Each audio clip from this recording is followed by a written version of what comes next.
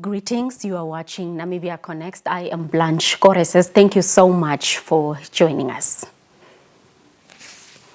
Well, we have entered the blackout, which is that the official political campaigning period has come to an end in terms of the Electoral Commission of Namibia's election calendar.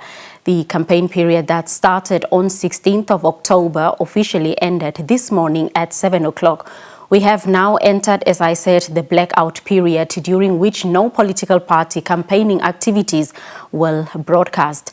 Only information relating to voter education are allowed to be aired during this period until the day of the voting. That's now the 27th of November. That's Wednesday. And as I said, the 2024 Presidential and National Assembly elections in Namibia and the role of election observers remain pivotal in promoting transparency, fairness and compliance with both the domestic and international standards.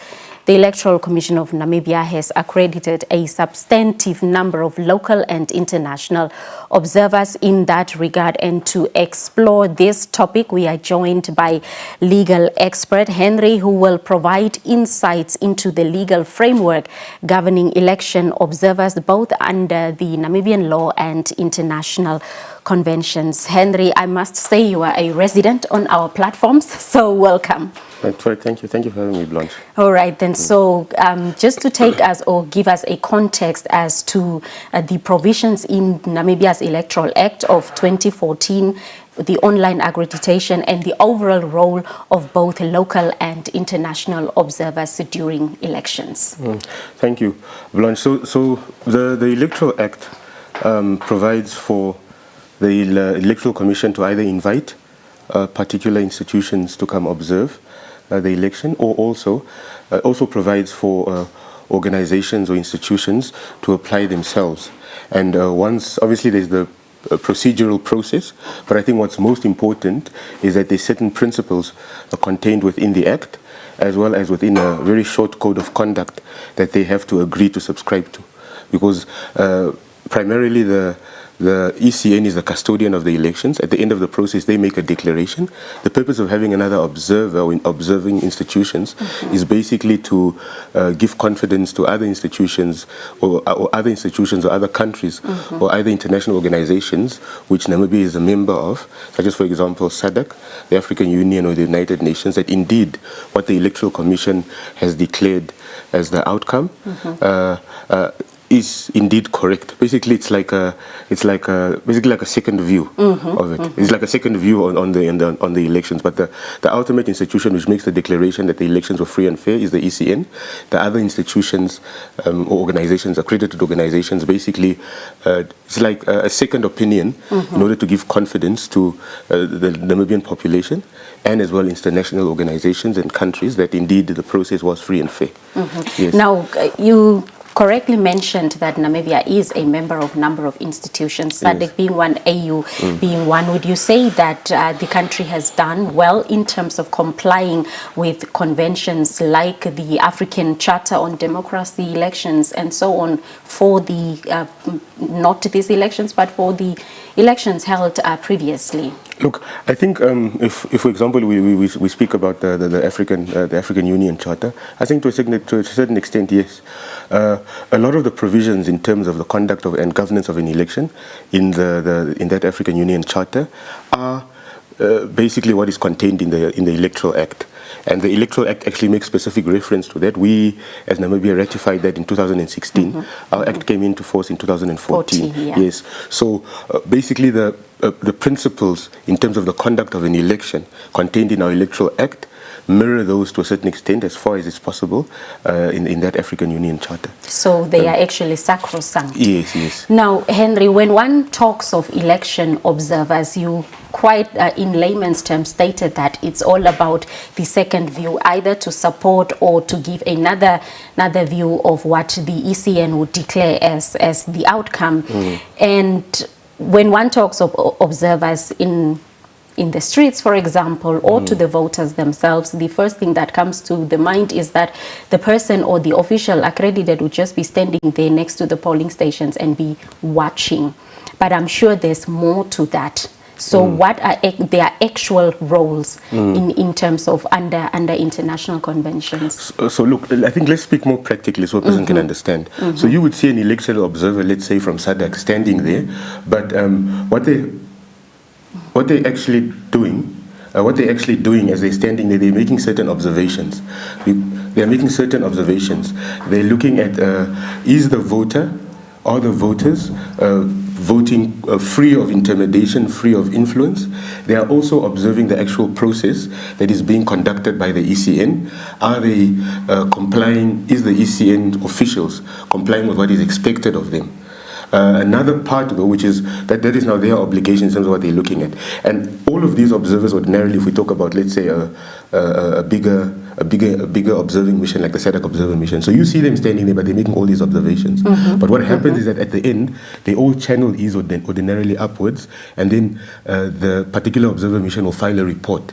So if, for example, a particular observer is at a polling station and they detect one particular thing to say, at polling station X, we saw that some voters were being turned away. Or we saw that some particular voting stations opened late. That if they then, for example, see that is something that is happening at 1 or 2 or 3, they can then formulate their own opinion. So yes, you'd see an observer just standing there, but they have either a paper tick-off or a mental tick-off in terms of what they're observing and what they're looking for. But another important part, which is on the flip side, is that observers must be impartial. Yes. That's extremely important. And there's one particular thing which I've noticed which is a bit concerning.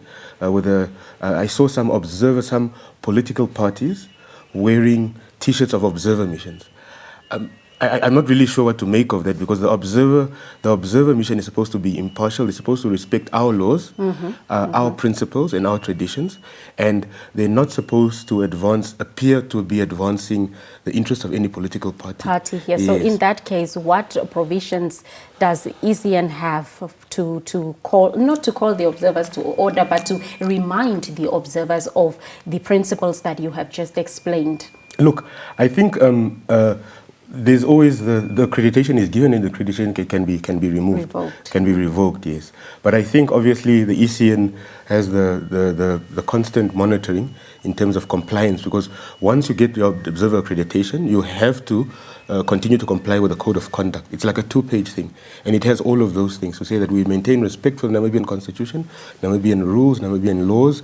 These are our duties, and we shall importantly remain impartial. I think the biggest effect of such kind of perception is, remember that at the end of the process, they're supposed to prepare a report and submit that report to the ECN or wherever else they feel that report should be submitted. I think the weight of that report becomes watered down based on how that observer mission conducts itself. Because if already from the beginning the perception of a particular observer mission is that perhaps they're siding or not impartial, then the weight of the report, the credibility, comes into question. Yes. Now, Henry, moving just a little bit away from Namibia, as we are to still cast our votes, looking at the role of observers holistically, as you are explaining, but then coming to countries where democracy, rule of law, and everything else is sound, as it is in Namibia and most SADC countries, one would want to know then, if that's the case, do we have little trust in local observers that we are to supplement with international observers? But just that thin line between the two, how do they complement each other and in some cases contradict the deployment? Look, I think it's you must first understand that it's not that we don't have trust in our observers of our process. Every single country has a commission or a commission of sorts which runs elections. Yes, and then you have some kind of local NGOs and stuff that make those observations. But remember that a national election process is a process whereby political parties are seeking from the electorate a mandate to govern the country. Now, once you're given that mandate to govern in terms of the legislature and the executive, you must be able to convince the international community too that, yes, indeed, we are the legitimate elected government of the Republic of Namibia. Therefore, we are the correct people when we sit at international platforms. So it's not a thing of saying we don't have faith in ours.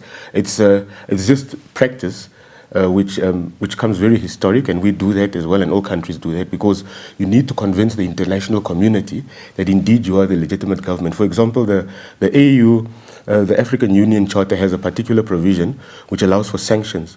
If, for example, there's so much deviation from their principles or the internal principles of that country, where they say, we are simply not going to recognize those people. We are not going to recognize that government because they didn't follow their own principles and their own principles of conducting elections, and they also didn't follow our principles in our charter. Therefore, we can impose some kind of sanction and say we're simply not recognizing this particular government. Doesn't mean that they don't recognize the country, but they would perhaps not recognize that government, which is a product of that electoral process, because it was extremely flawed or devoid of any kind of compliance. So what you are basically saying is that it's all about instilling confidence, both from domestic and international observers to the electorate as well as the electoral body. Yes. So the purpose of international, particularly international observers, yes, that's correct. It's to instill confidence in the locals as well as the international community, that what it is that look, it's like writing an exam. It's marked and moderated. I don't know if you get it. It's marked and moderated. It's marked and moderated. Yeah, it's marked and moderated. Now, Henry, a country like ours, as vast as it is, and then the deployment of both the local and international observers also come into play. Would you say that, of course, we have not experienced difficulties when it comes, or reported difficulties even from the ECN side when it comes to the overall deployment of the observers, where they would be observing the elections? But as vast as our country is, would you say, and with the growing population, I know we are just 3 million, but with the growing population, would you say that these observers are sufficiently resourced?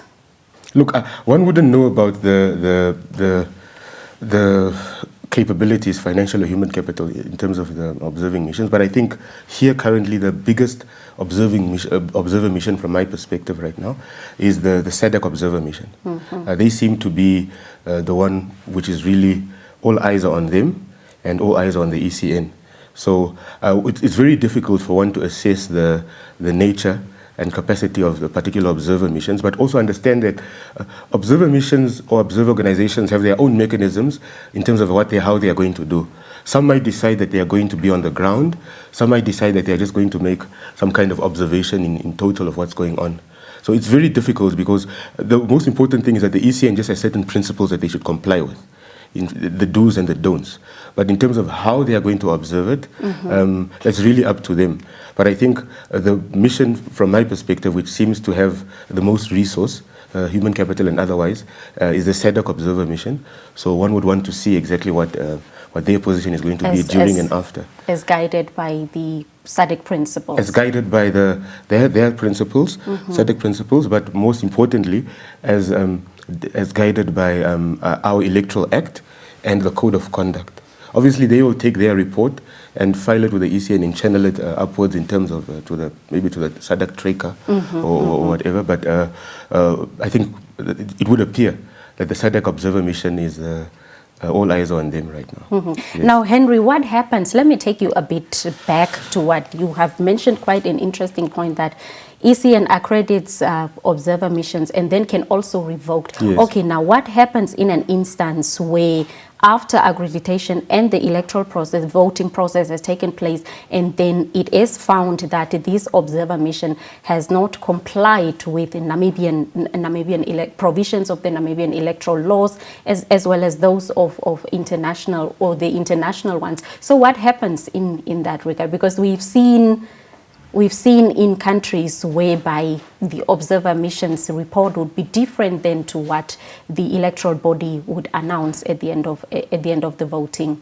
So what happens? What recourse is there? Look, I mean, recourse in terms of some kind of sanction against the organization, I don't think that's anything that is possible, because what's important is that the electoral process is supposed to determine a particular outcome, and people are supposed to have confidence in that declaration by the ECN. So if a particular organization, for example, hasn't complied with the code, for example, appears to be attempting to interfere with the outcome of the election, or perhaps they are seen as not biased, they are partisan, then it would simply mean that perhaps the ECN could say, these particular people are never going to be accredited ever again to come here, because remember that at the end of the election, they pack up their operation here and they leave, and all you have from them is a particular report.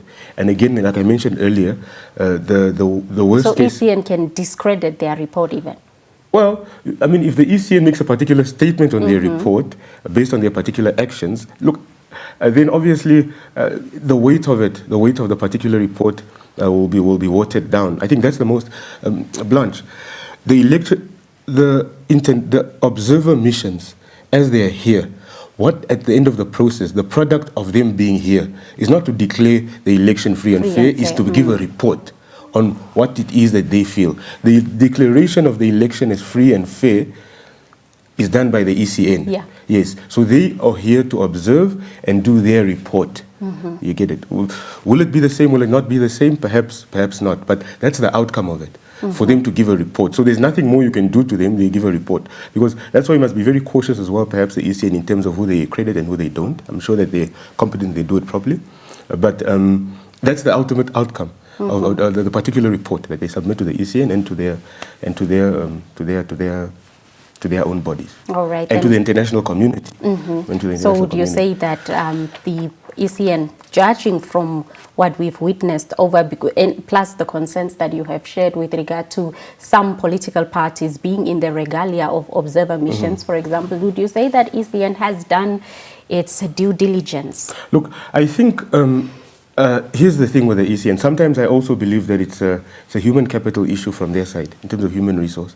I was having a conversation yesterday with I think it's Tate Alpheus from legal of ECN, and he agrees, and he says yes, there are a lot of things that are brought to them, but I don't think, my thing is that I don't think they have the capacity at this stage to respond to anything unless they receive a very specific report to them, to say, I have seen this, here's the report on this, please attend to it.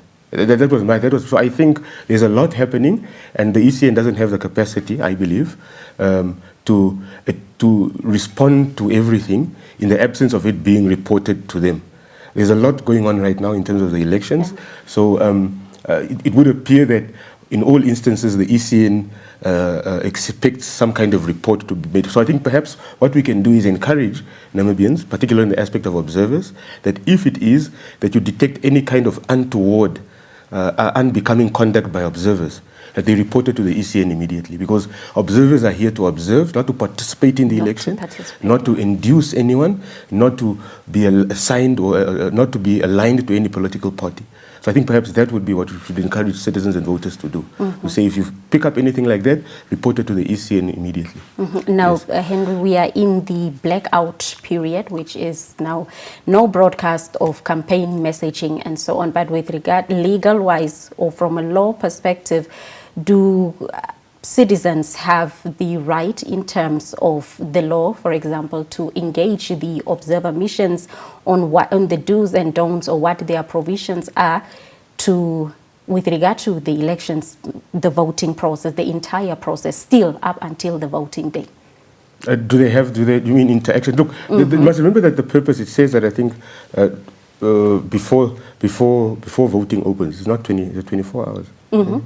So basically, look, it's basically just the intention for that is to ensure that on voting day there's a sense of order. There's no more campaigning. I think the tricky part I always wondered was, these kind of provisions never really anticipated social media. Because I was having a conversation with one of the 40 leaders, and he was asking me, what does it say about social media? I said, look, what's the intention of the provision? The intention of the provision is to ensure that on the ground, practically, there's no disturbance, there's no rallying, there's no, what do you call these? Cars following each other, motorcades. The motorcades, there's no motorcades parades, and stuff, parades, So that's the intention. But in terms of interaction, and that I think there shouldn't be an issue.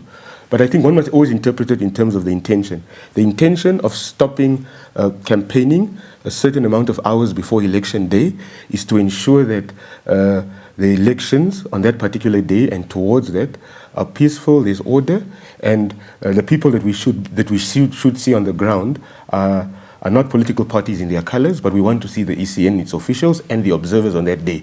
Yeah.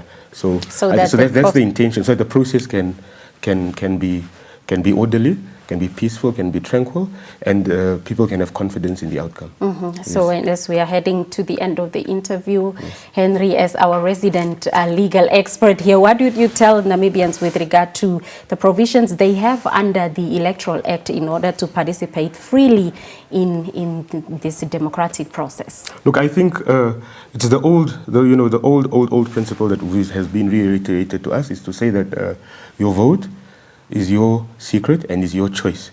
And as you go to the ballot, and you will be able to feel it immediately, if there's any kind of influence either from an ECN official or from a party observer or an international observer, which you feel is kind of impeding on your right to secretly make a determination and who's going to form part of the National Assembly and the presidency, then you should report it. You'll feel it immediately. Yeah. It's difficult to mention all the practical instances, but you can always feel when something is not right. If someone is standing too close to you, you get what I'm saying, then you know that something is wrong. If someone is trying to have some kind of conversation with you before you do that, you can feel that something is wrong. And you must immediately report it to the ECN representative who is there. Or, I always say, because unfortunately we've seen instances too, because now the ECN is now an expanded organization. It has a lot of employees. Sometimes you might not have confidence in the particular ECN official, and you look around for an observer, and you report it to the observer, because obviously we have confidence in the ECN as an institution. But it might so happen that at that particular polling station, that particular individual might have some other shortcoming. I don't know. We're not saying that there's shortcomings, but those things happen. So you must report it either to one of the people who's around, and you'll be able to see and identify them, because they'll be clearly marked and identifiable. And the social media aspect, as we have noticed, even during the training of the officials and so on, some people would rather air their frustrations with regard to the ECN officials on site on social media, as opposed to reporting it via relevant channels. So in an instance like that, would you caution the voters not to go to social media first and then just report to the officials on site? Look, I think we must obviously avoid sensationalizing things that will unnecessarily make people take a dim view of the elections when it's not true. If there's something that you observe, I think everybody maintains their right to interact on social media. But if there's something that you observe, which is generally, in terms of your observation, wrong, report it correctly, and then report it correctly through the channels, to the ECN that would be, and then take it from there. But nothing takes away from somebody's right to interact on social media. I think one can just caution and say, let's be true and factual in terms of when we post things on social media. Because elections are a very, very sensitive thing, very, very sensitive thing, and we've seen a lot of countries in Africa where it goes left very quickly. But I think we have, in the past 34 years with the elections that we've conducted, despite a few hiccups here and there, conducted elections which have been declared as credible by international organizations. But let's avoid, I would say, you can't take away somebody's right to interact on social media. But let's, if I, for example, interact with you in this interview here, and then you say something which is perhaps not correct, I would walk out here and go to your management and go report it. I wouldn't just go straight and say, oh, Blanche said this or that. Unprofessional. No. Yeah, you get it, because perhaps there's a reason for it. The reason for your question or my observation was wrong. So I think let's avoid, I think we all as citizens have a duty to observe. I think we are all observers, even without our accreditation. Especially with the advent of social media. Yes. So we have become observers, or I would say vigilant. We are all observers, and we must remain vigilant.